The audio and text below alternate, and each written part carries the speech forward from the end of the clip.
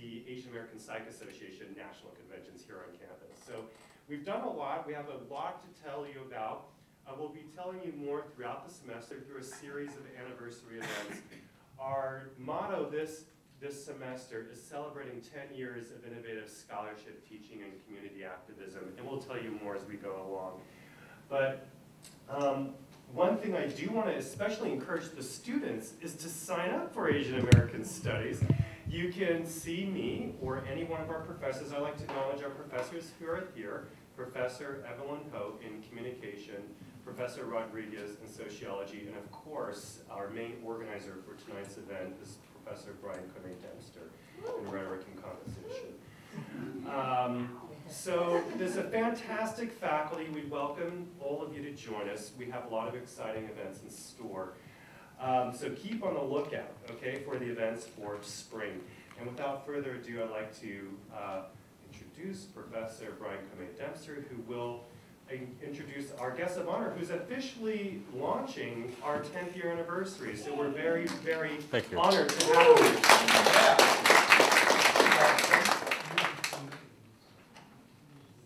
So I'm first going to start with some acknowledgments, and obviously the Asian American Studies program. Is Keith Powell still here? I'd like to just give him a hand. He designed this poster for Garrett for the event. Keith? Well, anyway. And what we're going to do is get Garrett a framed copy of this after the reading. So it's a really beautiful poster, and it has Garrett's cover. I should mention there's books for sale out there, and we want to have those all gone by the end of tonight.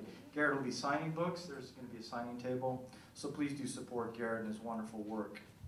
And thank you to Jerry for setting that up.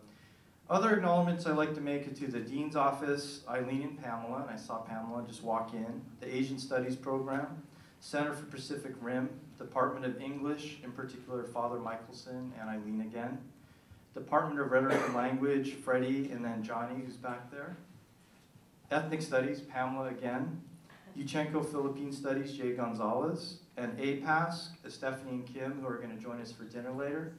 And of course, the advisors of APASC, Evelyn and Evelyn, right there, excuse me. And also the bookstore, once again, Jerry, and my freshman seminar students right there who are reading Coral Road and enjoying it, right? Yeah. We just talked about the title poem today, and the one about the detained Angel Island poets last week. So they're all here to get their books signed. Now I have something special prepared for Garrett. I didn't tell him I was going to do this.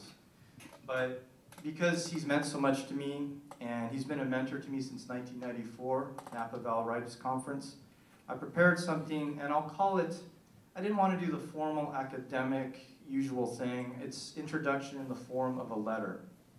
So this is a letter to Garrett, and thank God you're not singing. Yeah, I'm not singing. There's no karaoke. Well, we'll see. But this is really why he's the most appropriate and important person, not just in my life, but in many Asian American writers' lives, and why we thought he'd be a perfect fit for the kickoff event for 10 years here, Asian American Studies. Dear Garrett, I'm not going to sing. I want to thank you for the beauty of your words, for your first book and its tendrils of yellow light, emanating from your father and mother, your grandparents, spreading across Los Angeles, San Diego, down Highway 99, over to Hawaii, and from the camps where our ancestors were incarcerated, spilling from the shakuhachi player who makes music out of wind, out of bamboo, out of a voice that only whispers. I want to thank you for your second book and its River of Heaven, bringing us to Hawaii's plantation lands and ancestral graves, and the pier where you remember your father, and in snowy Chicago, a random gunshot, the dignity of a fallen immigrant, reminding us of the crossing we all one day make. Let the night sky cover him as he dies.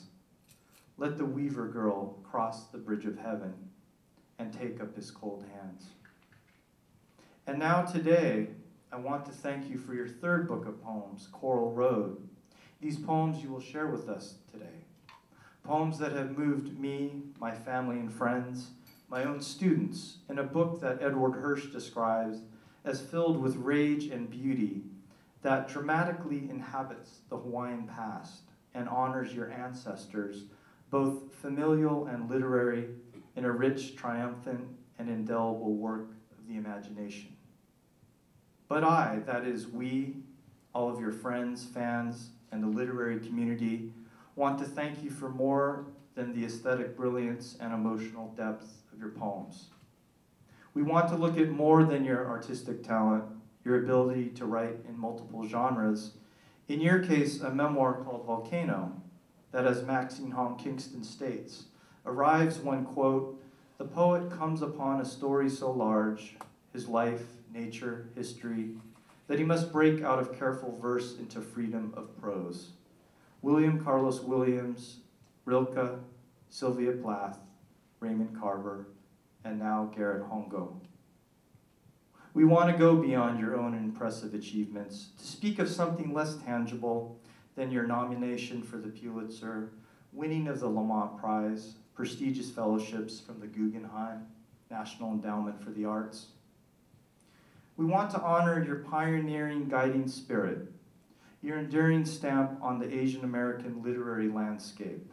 We want to honor you for putting us on the map, for paving the way for others, for showcasing the work of seminal second-generation Nisei Japanese American writers, like Wakako Yamauchi in Songs My Mother Taught Me, for demonstrating the breadth, diversity, and quality of Asian American poets like I, Li Young Lee, Janice Mira Katani, and David Mura in your landmark anthology, The Open Boat, and of important Asian American writers like Chitra Divakaruni, Jean Houston, and Chang Ray Lee in Under Western Eyes.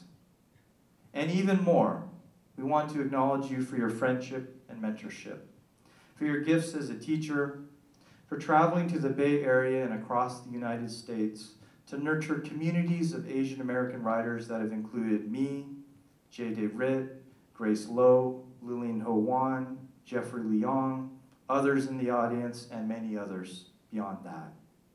You have taught us with a mixture of toughness and tenderness in intensive workshops and conferences that have at times felt like dojos. With you, the black belt sensei, and us, the students whom you have shaped with a firm yet loving hand. I will never forget 1994 when we first met at the Napa Valley Writers Conference, and you said, quote, this poem's fine and this one's just okay, but you can do better than this. Then you pointed to another of my poems and said, now, Brian, this is the real thing. This is what you should do. And I will always remember the challenging times you helped me through in graduate school, for telling me to cultivate my own stories, my own voice, my own style, for giving me the courage to write about the history of my family church, from which my own mother's family was forcibly removed during the war, for helping me to believe that they and their story mattered, as did my mixed blood heritage and the complex narratives that come with it. This reading today is just one small way for us to give back to you, you who have done so much for us. I can think of no person more suitable than you to kick off our 10-year anniversary of Asian American Studies here at USF. Your poetry, your contributions to the field, your guidance of countless students all have created a legacy, one that will live on through your words and ours, our shared unforgettable journey. So with that, I welcome the great Garrett Hongo, who will read his poems.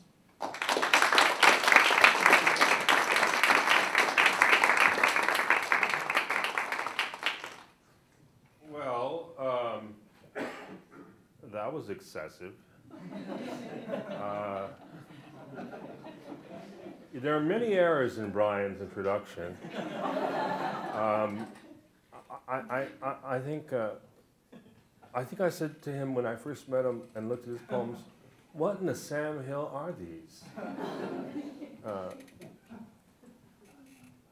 I didn't know what to make of them, but then I said, you're awfully handsome, probably too handsome be a poet. You should go into acting, and either that or fiction. And I think that's really what I said. I did not say any of those kind things. I try not to say anything kind. It's been my discipline lifelong. Most of you who know me know that's the truth. You know, I thought I'd just start with some California poems and then read the Hawaii.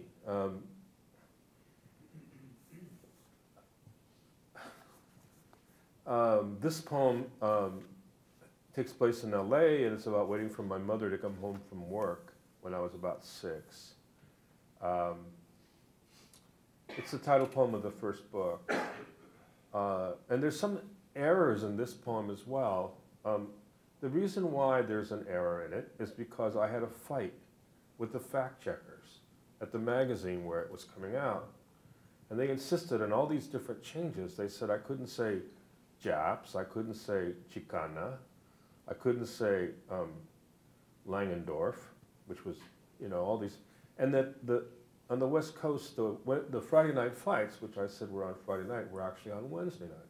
Everybody knows who grew up in LA, they were Friday night fights. But what the hell, I just said, okay, I'll give you that, you just give me all the rest. So it stayed the Wednesday night fights. The biggest fight was about the location of an intersection, Olympic and Fig. And they said, there's no Fig. And I said, oh no, that's short for Figueroa. And this went on. This is just a little poem, you know, 60, 70 lines. But I think it took me 2 weeks fighting with these people. Yellow light. One arm hooked around the frayed strap of a tar-black patent leather purse, the other cradling something for dinner. Fresh bunches of spinach from a J-Town Yauya, sides of split Spanish mackerel from El Viso's, maybe a loaf of Langendorf. She steps off the hissing bus at Olympic and Fig, begins the 3-block climb up the hill, passing gangs of schoolboys playing war, Japs against Japs, Chicanas chalking sidewalks with the holy double yoke crosses of hopscotch, and the Korean grocer's wife out for a stroll around this neighborhood of Hawaiian apartments, just starting to steam with cooking, and the anger of young couples coming home from work, yelling at kids, flicking on TV sets for the Wednesday night fights. If it were May, hydrangeas and jacaranda flowers in the street-side trees would be blooming through the smog of late spring. Wisteria in Masuda's front yard would be shaking out the long tresses of its purple hair. Maybe mosquitoes, moths, a few orange butterflies settling on the lattice of monkey flowers, tangled in chain-link fences by the trash. But this is October, and Los Angeles seethes like a billboard under twilight. From used car lots and the movie houses uptown, long silver sticks of light probe the sky. From the Miracle Mile, a whole freeways away, a brilliant fluorescence breaks out and makes war with the dim squares of yellow kitchen light winking on in all the side streets of the barrio. She climbs up the 2 flights of flagstone stairs to 201B, the spikes of her high heels clicking like kitchen knives on a cutting board, props the groceries against the door, fishes through memo pads a compact, empty packs of chewing gum, and finds her keys. The moon then, cruising from behind a screen of eucalyptus across the street, covers everything, everything in sight, in a heavy light like yellow onions. I grew up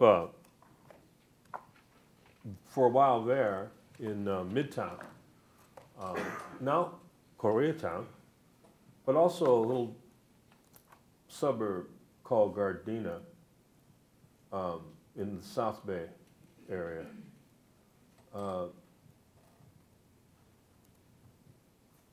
You know, it happens to be the largest concentration of Japanese Americans outside the city of Honolulu in America. besides that, it's a very nondescript place. Maybe because of that, it's nondescript. We moved there in the early 60s, just about the time the Beatles showed up in New York. My father was an electrician, and I remember him working on TV sets, cathode ray TVs, you know, and lots of radios and hi-fi systems. Here's a poem, actually, it's from Coral Road, and it's about him building these stereo systems, these hi-fi sets, and asking me to tell him what it sounded like, because he was losing his hearing, and from injuries during the war.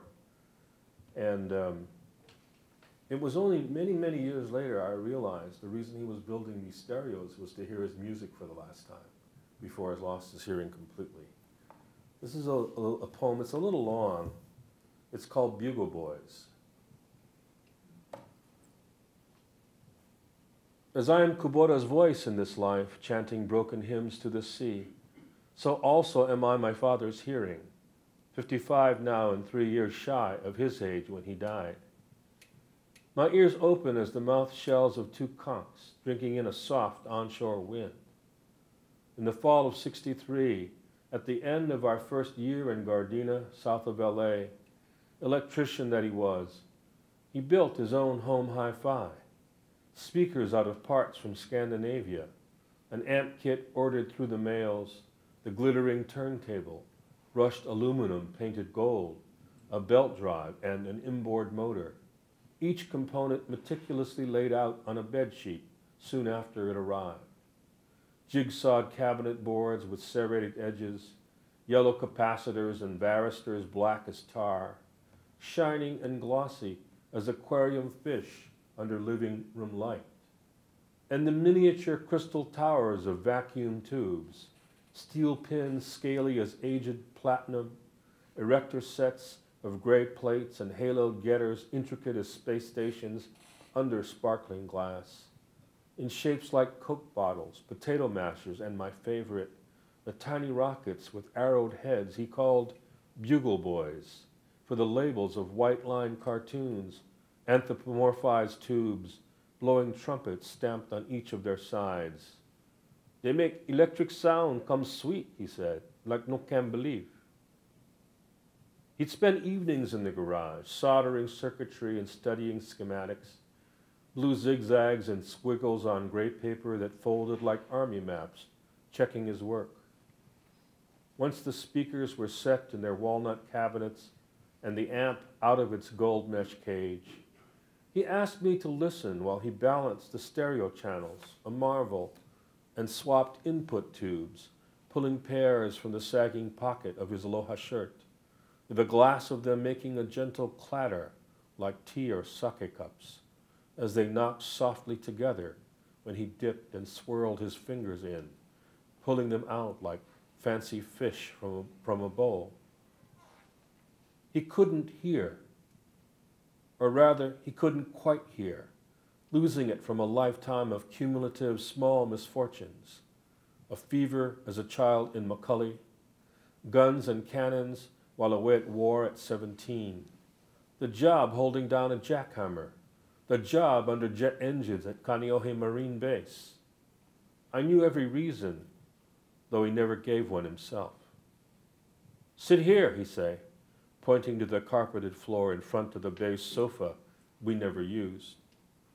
He'd throw me a zabuton to sit on, tell me to concentrate, and I'd hear measure after measure of big band tunes filling the room like airy clouds of brass cotton lofting around the lamps, ashtrays, and coconut curios around me. American Patrol, Chitty Bitty Bean, and Shake Down the Stars took turns with lush vibraphones and strum ukes, 50s hotel music from the islands. Tell me what you hearing, he'd say, and I would, my father taking notes, smiling over our evenings of pleasurable work, string basses and horns in my ears, kick drums and toms reverberating through the floorboards, Sinatra swaggering a tune just behind the beat. What did I know of travail or passion then? My father trying to beat the clock, hastening to hear or not hear each spinning A-side he ever danced to at the Black Cat in Honolulu, before the world closed its cave of cotton around him. Cymbals become a silent splash of metallic light. Snare rolls a strobe of sticks with no sound. A song, only a murmur without scale. And music, a birthplace he could never return to. No ka ipole manu, sang the sons of Hawaii. And so I said they did, my father jotting it down. Bugle boys jousting in the pocket of his shirt.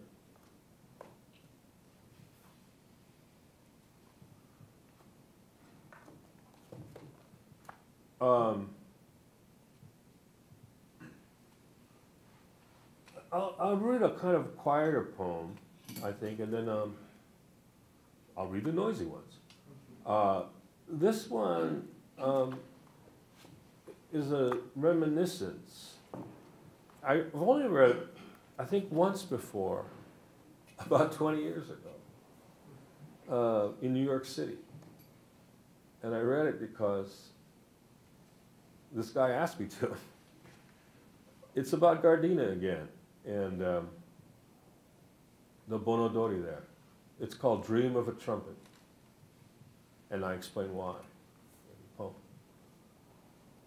I've been dreaming of an orange trumpet that shines through its wrappings of velvet cloth, that smells of polish and whale oil as brass keys pump up and down lazily like carousel ponies at a carnival stopped for the night in my neighborhood park. Calliope music mingles, swirls with the surf-like thrash of freeways not far off, and I can make out the hissing of compressors and the deep hydraulic grind of a Ferris wheel turning slowly in its orbit around my sleep. All this and gaudy constellations of neon and old Christmas lights strung through dime-pitched booths, the shooting gallery and Pepsi stand, echoes and embroidery of lilies, pale blue and white, on the kimono my mother wears as she dances in a slow circle around the fair and its crowd. She holds her fan up. It blooms like a flower on the long stalk of her arm as she gestures with a toss of her head towards paper lanterns pitching in a light breeze along the eaves of the church that has just appeared. Suddenly I know it is Bonodori, the festival for the dead, and half of Gardena is dancing in the 4 streets around the Buddhist temple. And the music I hear is an old swing band playing show tunes and ondos from Japan. The trumpet blares, and I can tell that the man who plays it will never care whether the notes he makes will survive him or scatter in fragments of light splashing across my face as I turn in my sleep and grumble something almost audible.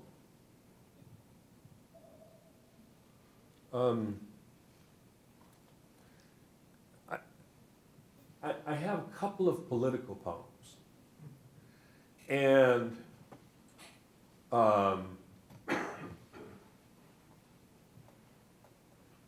the most political one, people have never thought of as such, which is, due to my lack of proper offensiveness. But I lived for a while in Orange County, California. It was a very funny place to live, particularly for a kid from Gardena in Hawaii. I remember one day, around 1978, I went down to vote in the Democratic primary.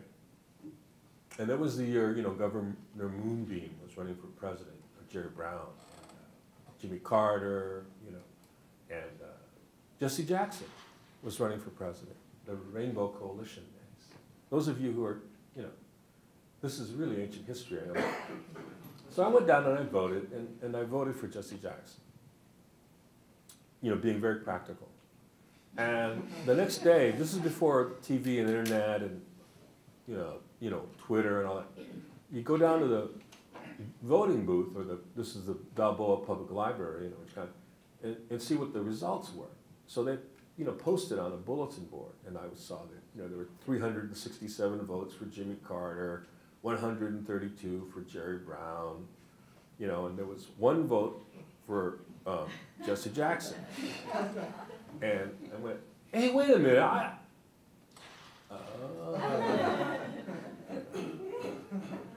it was the kind of place where I was the only vote for Jesse Jackson.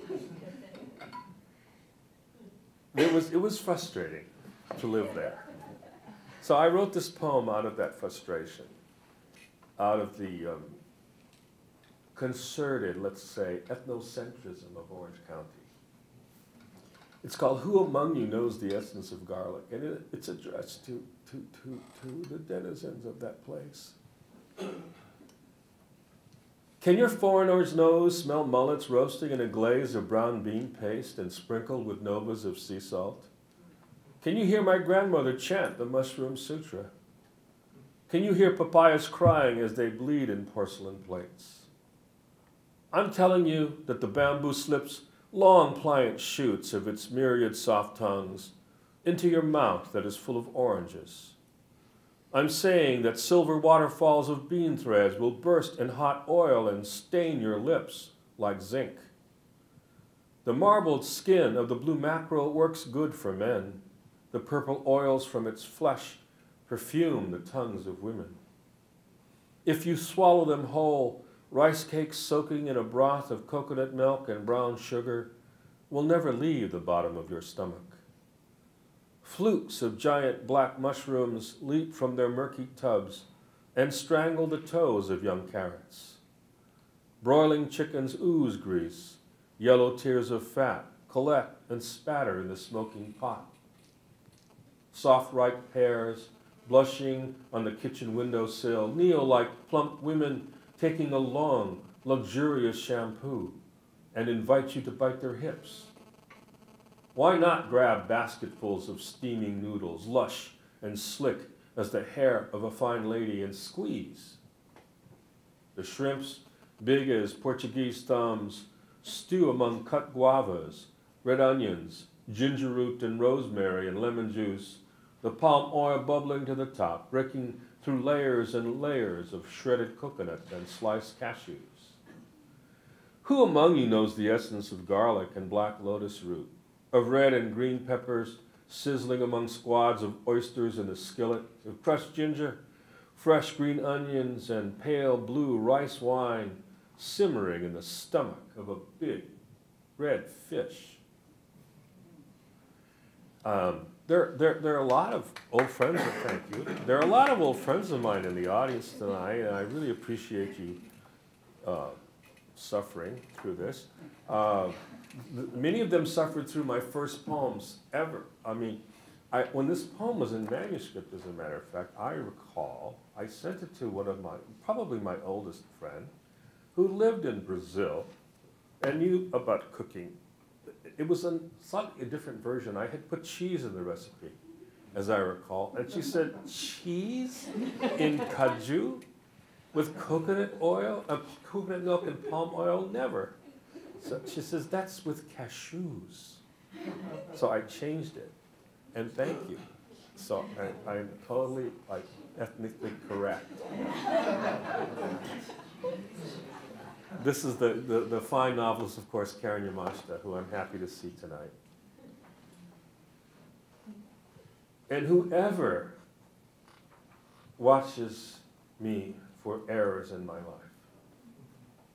life.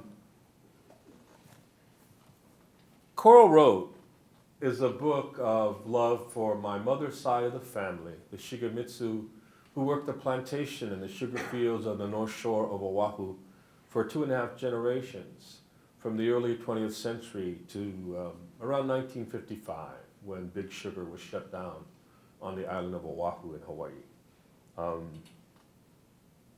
It's also about a vanished life that I witnessed as a child growing up in Kahuku and Hauula and Laia on the North Shore. I saw many things which were the same as they'd been in the farming villages of 19th century Japan, the whole village was like kumiai, all are in the same village in Fukuoka. So many people were our relatives. Actually, it was hard to date, for example, I imagine. If you're growing up in Kahuku. That's why you had to sneak over to Wailu or Haleiwa at Monodori and meet, members who were not your kuleana. Anyway, I think that was the only purpose of Monodori, actually, is to diversify the gene pool.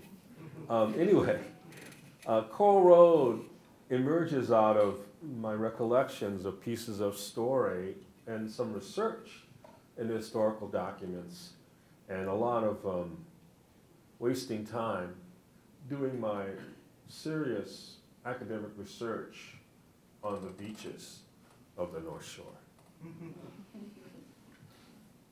In fact, I was once audited by the state of Oregon.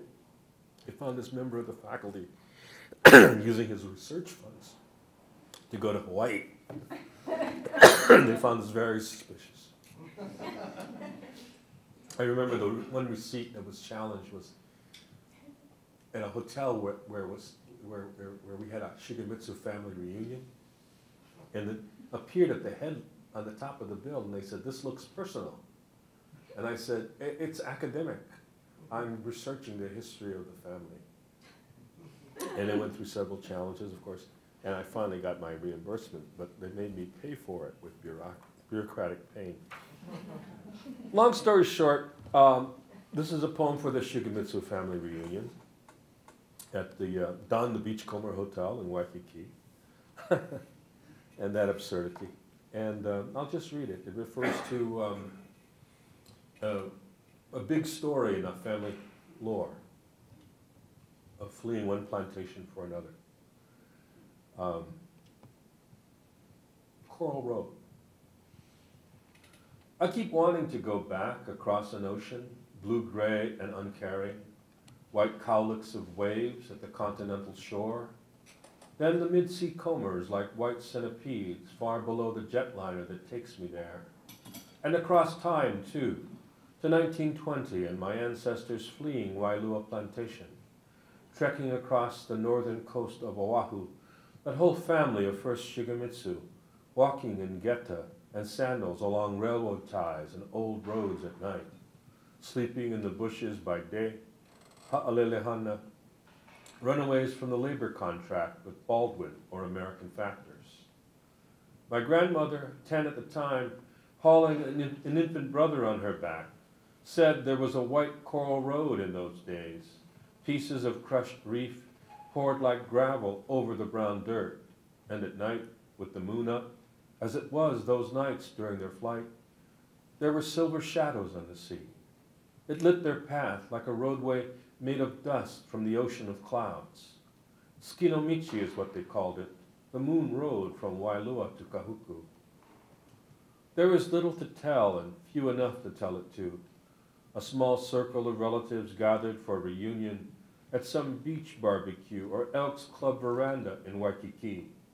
All of us having survived that plantation sullenness and 2 generations of labor in the sugar fields, having shed most all memory of travail and the shame of upbringing and the clappered shotguns of ancestral poverty. Who else would even listen? Where was the Virgil who might lead me through the shallow underworld of this history? And what demiurge can I say called to them, loveless ones, through 12 score stands of Cain, chittering like small birds, nocturnal harpies in the feral constancies of wind? All is diffuse, like knowledge at dusk, a veiled shimmer in the sea as schools of baitfish boil and revolve in their iridescent globes, turning to the olive dark and the drop-off back to depth below, where they shiver like silver penitents, a cloud of thin summer moths, while rains chill the air and pockmark the surface of the sands at Sanssouci, and we scatter back inside to a humble Chinese buffet and cool sushi spread on melamine platters, on a starched white ribbon of shining cloth.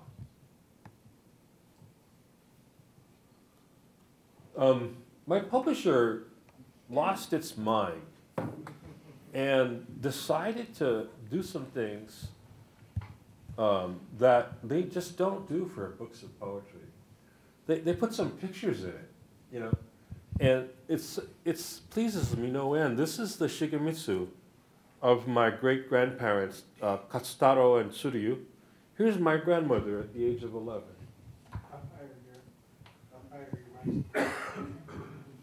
And these are all the, I guess, business cards from people I ignored on the trip. Okay, and so I kind of like that.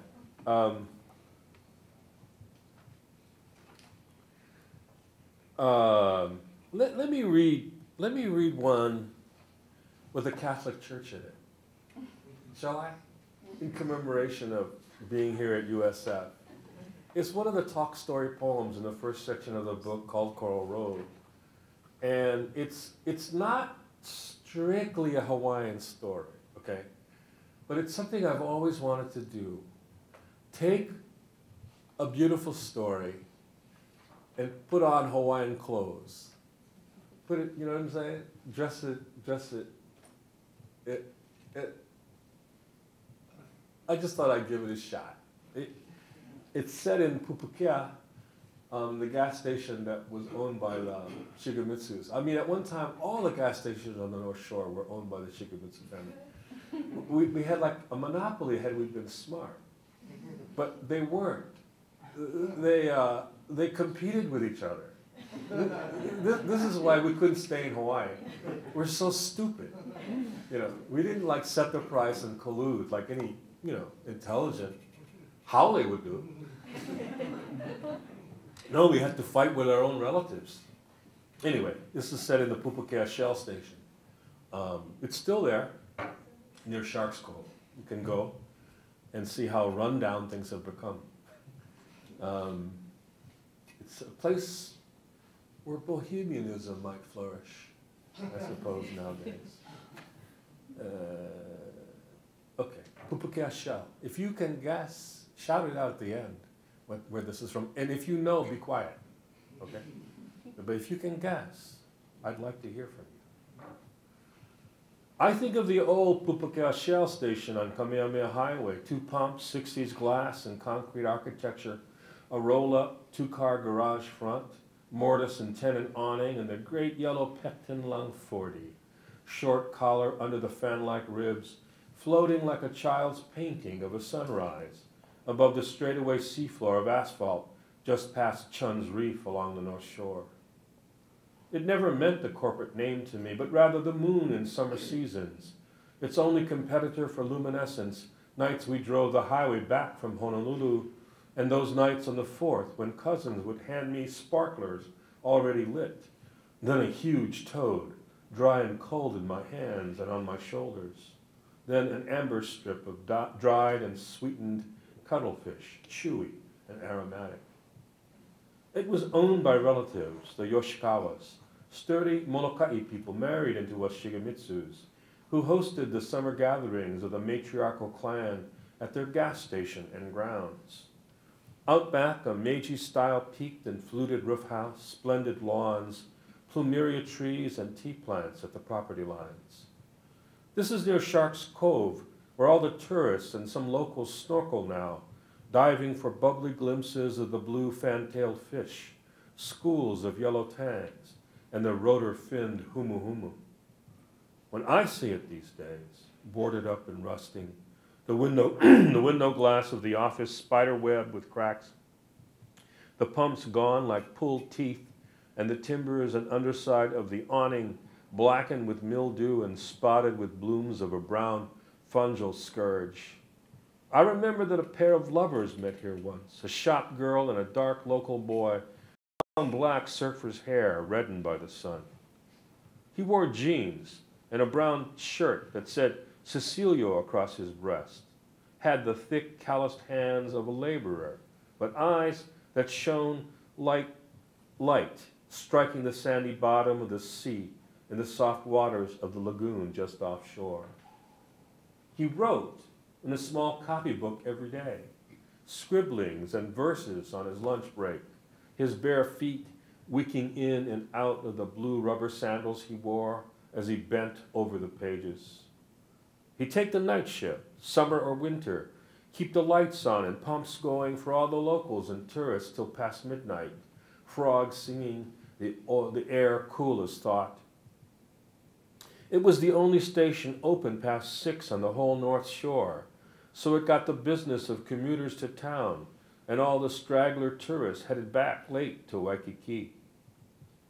Cecilia liked the inconstant flow, the chance to meditate between customers as he scanned lamplit eyes over the pink lagoon at sunset, imagining whatever in the silence of cormorants, black pens dipping their yellow beaks into the magented seas. Once, just before closing, when Cecilio was at his desk bending over Creole pentameters, a wanderer came by on foot, tapping at the glass of the office, making him glance away from his strange, literate work. I saw a light, she said, uncovering her hair, which she had shielded beneath silver gray silk, and I've lost my way. Can I rest here a while?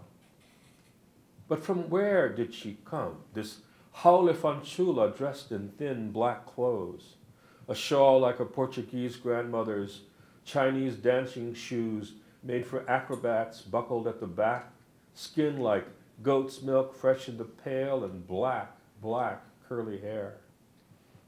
She was a vision, like the Mary who gave the virgin birth he knew from Catholic school, and like the stories people told of Pelé, the goddess testing the mortal by taking human form. But she's supposed to be old, Cecilio said within, rising from his battered chair, its wooden legs scraping the concrete floor, his breath growing shallower to witness beauty, immaculate amidst the mundane. My name is Lucia, she said. I paint island flowers on beach glass. I embroider orchid boats on linen seas. And the midnight half-moon rose like a spreading silver fan on the ink-dark ocean of the sky. Anybody? Nobody? Brian? Mr. Literature? Nobody? La Boheme. Rodolfo and Mimi. Que gelida manina.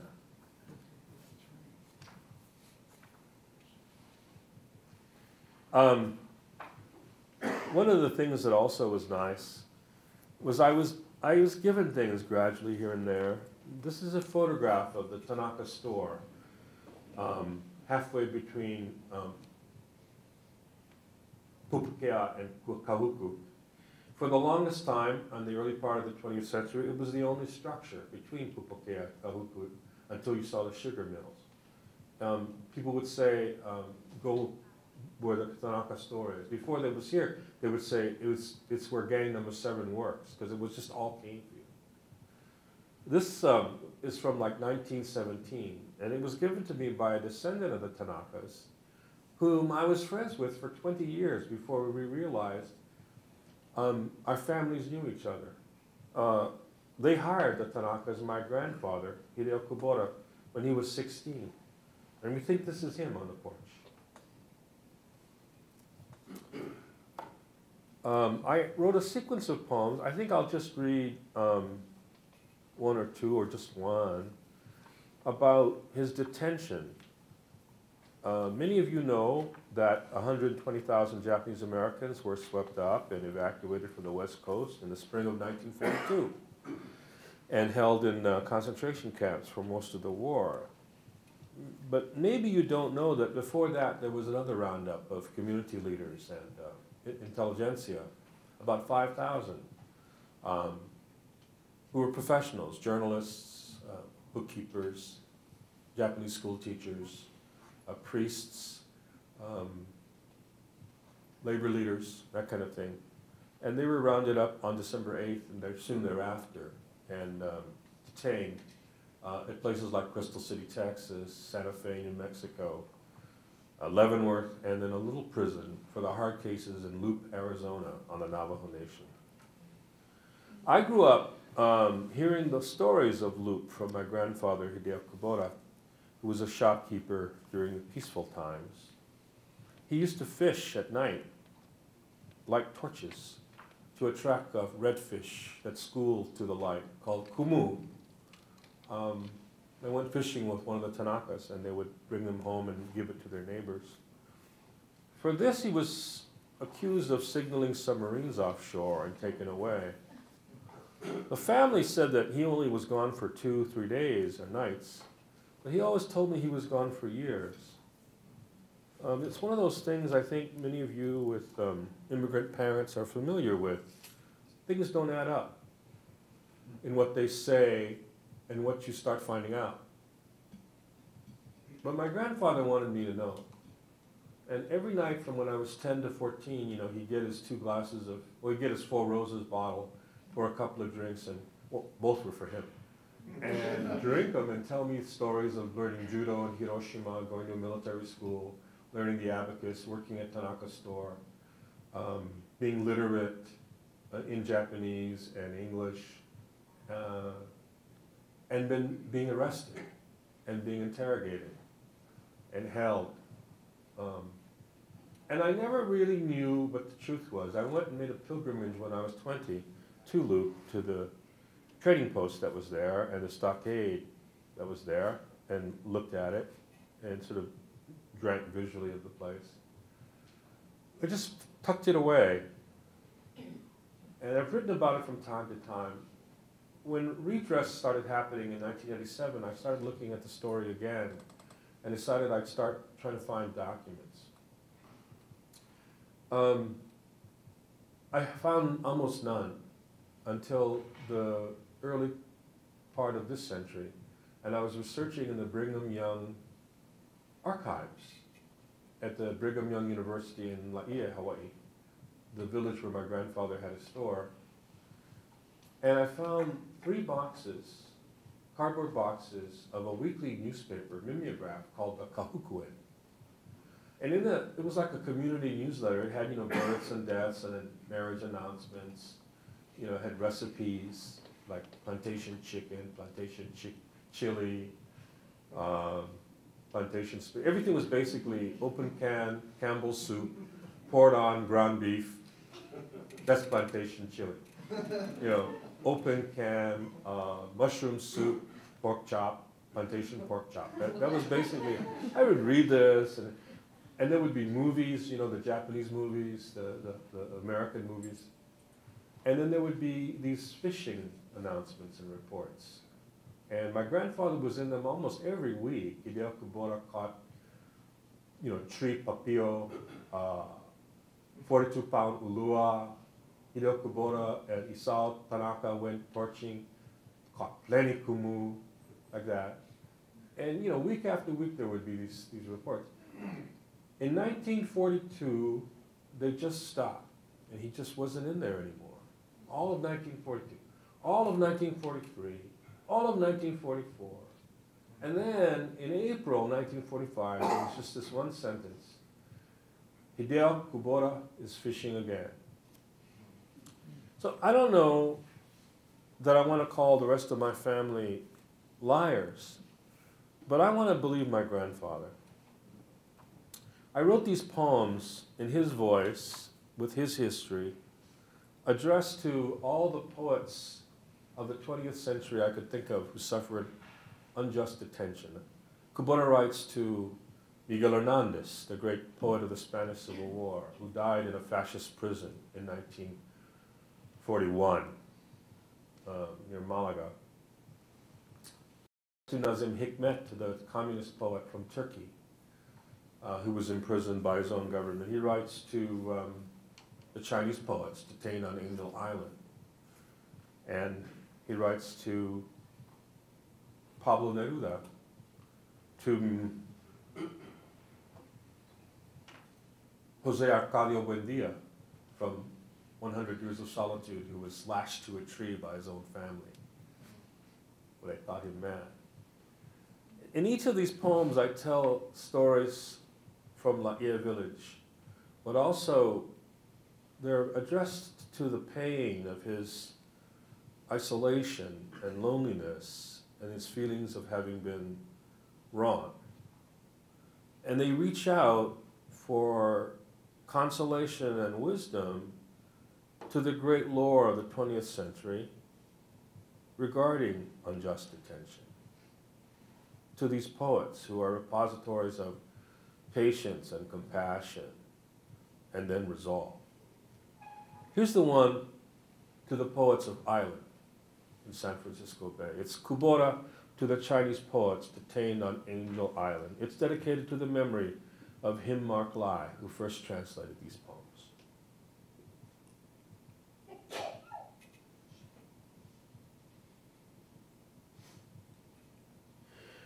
My geography does not match yours, surrounded by the bay and the city so close by you can see it from the hill of Island. I am in the middle of an ancient sea, raised up out of water to make a dusty land of red and pink rock, yellow cliffs and snow peaks far from the great ocean you crossed from your home villages. But we spend our days alike, gazing at bare walls, composing poems to carve on them, bedding down at night to the whistling of wind through bars and barracks. When the moon shines and insects chirp under our bunks, grief and bitterness wrap around us like cold winding sheets, and we rage against the whites and the promises this land made to us. It would be a heaven of gold mountains. Hard living through confinement, our families not near, interrogators trying to catch us in stories that do not match what your immigration papers say, that do not match lies informants have said about me. Can you remember how many steps to the duck pond? How many houses were south of the village well? Which order brother died in the year of the ox? They asked me about the inkstone and the radios in my house the FBI took on December 8th, about the military school I attended in Hiroshima, though I was born in US like them. We tried to act bravely as we were taught, chests full of blood, but we are not heroes. The wild geese of the bay echo your cries, the coyotes mimic mine, and only ghosts escape these places, rising from the cold bodies of men who hang like butchered meat in the lavatories, pale lights shining through the thin gauze of their clothes. They will see their families, but only from the clouds. I pity them, but share my dreams with you, poets of Island, trapped beneath the guard towers of history. When they ask you your brother's name, say, it is Kubota. When they ask me what light attracts the fish at night, I will answer, the light of angels from Island. When they ask what fish come to the light, I will say, a fish that swims the river of heaven.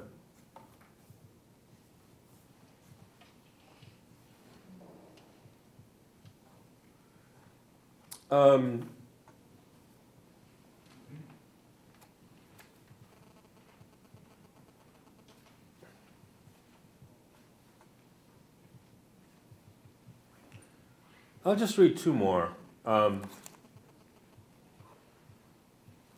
This one, I don't read. I think I may have read it once. This is a book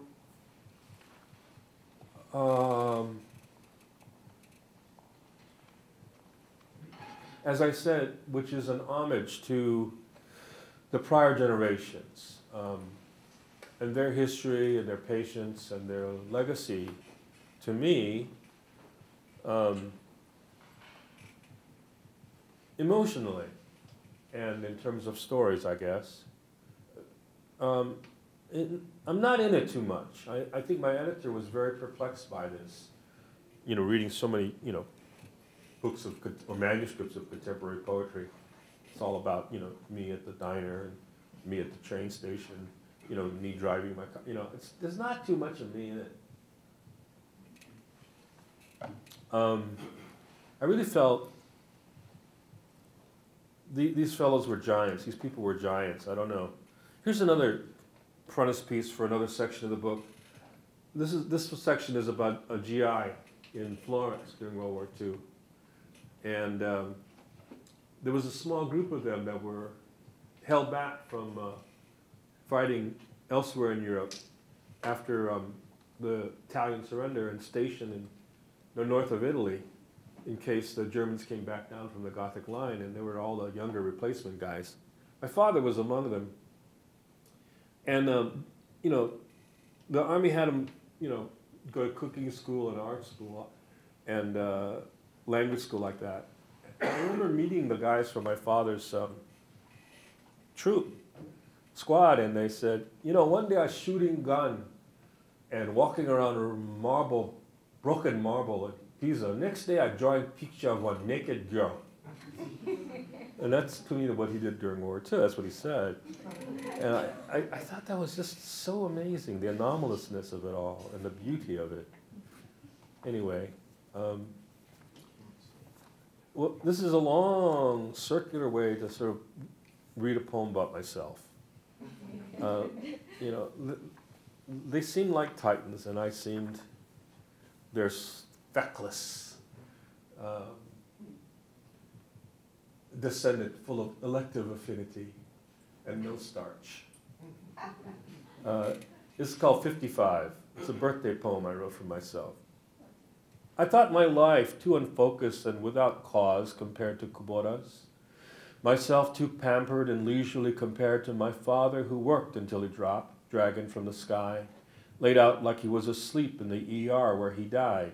Heart stopped mid-sentence, speaking to the Filipino nurse at Gardena Memorial, catty corner and not a block from where hustlers took up their spots at the velvet 5 draw tables. But now, 55 today, I don't think I've wandered enough. Have had too much cause, if anything, and need in fact a fuller sail of emptiness than I've allowed myself, spinning stars to steer by.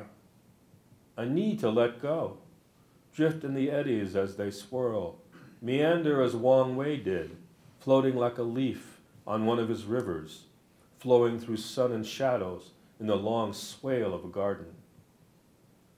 I like the terraces at Bellagio, for instance, the lavender grasses and rock walls, green and stone paths, wisteria hanging like grapes from the trellises, the view of the lake from Pliny's promontory, full of solace and solitude. I'd stroll out from my study, and Montgomery, the Petrarch scholar, would be there sketching a charcoal of the olive grove filling in the infield of an S-curve on the approach road to the villa below. We'd invoke the pastoral, the bucolic idea the classical ancients had. One could reattach the fecklessly civilized soul back to ground and nature by writing of shepherds and maids, goats and flowers. Or farmers and chicken shit, he said, turning from his work and grinning, the white hair on his temples stark against the azure backdrop of the lake, froth of fragile, tendrilless waves, like barber trimmings fallen from his head. Or the shore of sand dunes, vili vili and sea grapes near the piggery in Kahuku.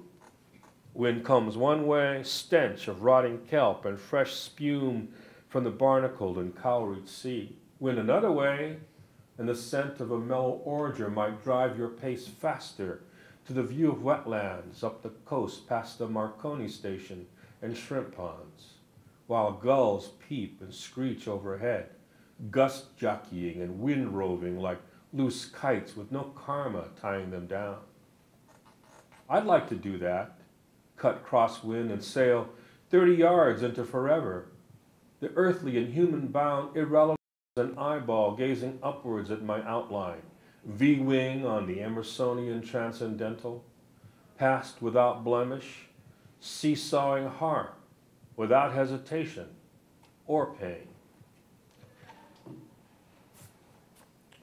I'll close with the prologue from the book.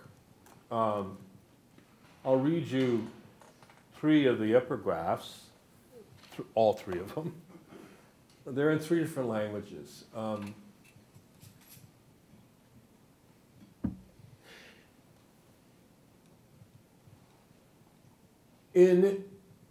It's addressed to the issue of hybridity and its lack of acknowledgement in terms of identities and, let's say, literary studies, even our dialects. I love that essay that Amy Tan wrote about mother tongue and Toisan Creole, you know, and how the media has made a mockery of its beauty.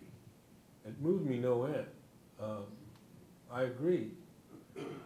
All culture is like that to me, and I think one of the things that Asian American Studies has allowed us is the space to explore these kinds of contradictions and multiplicities with experience, history, and identity, and redevelop our attachments to our own history. It's still hard, though.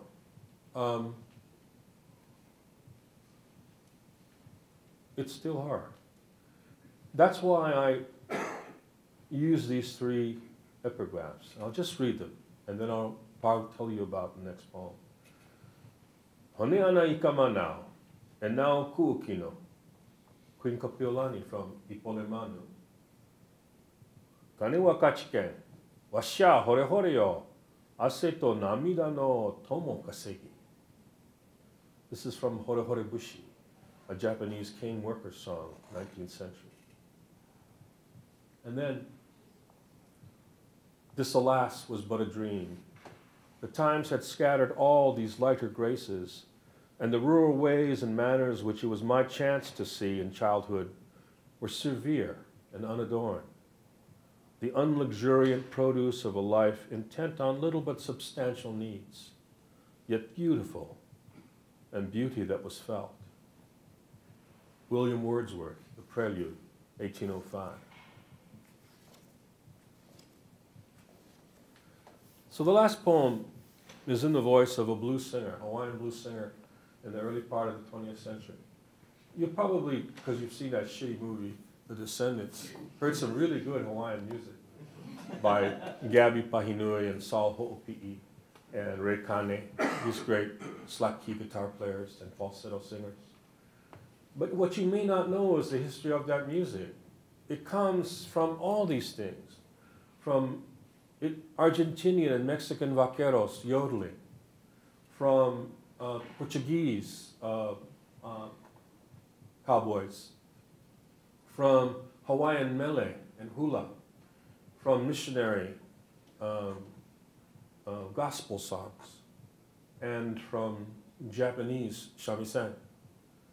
It also comes from blues from Louisiana and Mississippi. Around the time that music was starting up in Chinatown and Waikiki, the Panama Canal opened up, and the deckhands would be there, bringing their music with them from Venezuela, and Cuba, and the Dominican, and Louisiana. This got into the Hawaiian ear early on, and in those days the mix was very, very fervent, and created this matrix of hybridity, as a critical theorist might say. It's just like Memphis and rock and roll. It's just like Storyville and jazz. This is about one of those guys who came from that scene and played his music. And it's his story. It's an oral history of Blind Boy, Lilikoi. Lilikoi is the passion fruit. And they made a schnapps of it and drank it on stage when they performed. You know, kind of like Reverend Gary Davis. I came out of Hilo on the island of Hawaii, lapped steel and dobro like outriggers on either side of me, shamisen strapped to my back as I went up the gangplank, to the city of Tokyo running inter-island, to Honolulu and the big pink hotel on Waikiki, where all the work was back in those days. I bought a white linen suit on Hotel Street as soon as I landed. Bought a white Panama too and put the jack of diamonds in my hat band for luck. Of my own, I had only one song, Hilo March, and I played it everywhere to anyone who would listen. Walking all the way from Aloha Tower to Waikiki, wearing out my old sandals along the way. But that's okay. I got to the banyan tree on Kalakaua and played for the tourists there. The bartenders no kick me out or ask for much back. Zato no bozna. I would put on a dark glass and pretend I'm blind. I played a slack key, some hulas, island rag, and make the tourists laugh singing Hapahaule's song, half English, half Hawaiian. Come sundown though, I had to shoot. The contract entertainers would be along. And they no one manini like me stealing the tip, cockroach the attention. I ride a trolley back to Hotel Street and Chinatown then, change in my pocket, and find a dive on Mauna Kea and play changalang with the Portuguese. Paniolo music with Hawaiian, slack key with anybody, singing harmonies, waiting for my chance to bring out the shamisen. But hardly ever was. Japanese people no come to bars and brothels like before. After a while, I give up and just play whatever, dueling with ukulele players for fun, trading lick, make ass, practicing that happy-go-lucky all the tourists seem to love. But smiling no good for me. I like the stone face, the no emotion go show on the face, all feeling in my singing and playing instead. That's why Japanese styles suit me best. Shigin and gunka, ballads about warriors and soldiers sung in Japanese speech. I like the key. I like the slap and chito-san of shamisen. I feel like I galvanize and the rain go drum on me, make the steel go ring inside. That's when I feel, you know. That's when I write. That's why I like the blues. Hear him first time from one Kurombo seaman from New Orleans. He come off his ship from Hilo Bay, walking downtown in front Es Hata General Store, on his way to Manono Street looking for one crap game or play cards or something. I sitting barber shop, doing nothing but reading book. He's singing, yeah? Sounding good but sad. And then he bring his funny guitar from case, all shining metal with puka holes like one poinsettia spidering over the box. Make that teen kind sound, good for vibrate. Make that kind shake in a bone sound like one engine in a blood, penetrate. He teach me all kind song. Field holla he say, that kind slave gon' use for call each other from field to field. They're like cane workers. All rags and matches and blues, all make up from this black bugger from Yazoo City. Up river and aways, the blues man say. Spooky, no can forget. That's how I learned for sing.